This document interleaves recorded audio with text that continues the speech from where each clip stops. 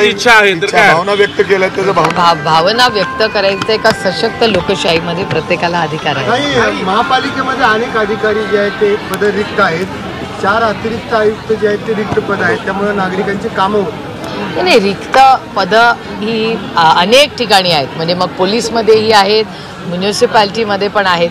त्यामुळे मी आता बघते निवडून आल्यापासून CMच सगळ्यात ॲक्टिव्ह दिसत आहेत या सरकारमध्ये। त्यामुळे मी तर ठरवलं आहे 5 वर्ष CMनाच पत्र लिहायची काय कामं असतील तर, कारण का तुमच्या सगळ्या चॅनल्सवर शपथ घेतल्यापासून तेच मला ॲक्टिव्ह दिसत आहेत सगळीकडे।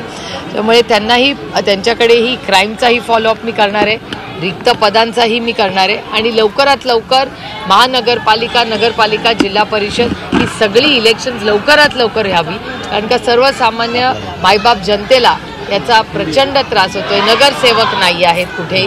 त्यामुळे हा निर्णय लवकरात लवकर सरकारने घ्यावा याचा पाठपुरावा मीही स्वतः एकीकडे तुम्ही असं म्हणताय, पण दुसरीकडे सामनातनं जे महत्त्वाचे घटक आहेत तिथनं फडणवीसांचं कौतुक होतं की खूप चांगला कारभार करतात। मी पण तेच केलं ना।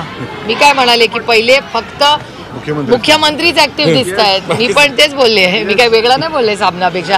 एकच माणूस या सरकारमध्ये मला ऍक्टिव्ह आणि मिशन मोड मध्ये दिसतोय, त्या व्यक्तीचं नाव देवेंद्र फडणवीस, तेच ऍक्टिव्ह दिसत आहेत। सोडून तिकडे लग्न सध्या गायब आहेत, ते नाही मला माहिती। मंत्रिपद देऊ नये अजितदादाही बोलत नाही, धनंजय मुंडे एवढे अडचणीत असताना त्यांच्या पक्षातून कोणीच बोलत नाही। या पद्धतीने मुख्यमंत्री आणि एक एक प्रश्न द्या, तुमचा प्रश्न धनंजय मुंडेंवरती नेमकं काय मत आहे, कारण त्यांच्याच पक्षातले लोक त्यांना साथ देताना दिसत नाही सगळ्या याच्यामध्ये, नेमकं चाललंय सगळे विरोधात आहेत।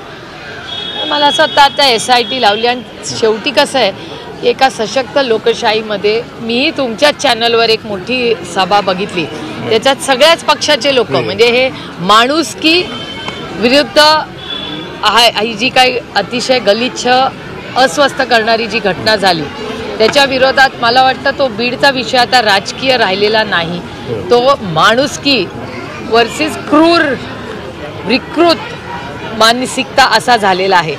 आणि माझा विश्वास आहे की जर सगळ्याच पक्षाचे लोक एकत्र झाले असतील तर त्याला कुठला राजकीय रंग कोणीही देऊ नये।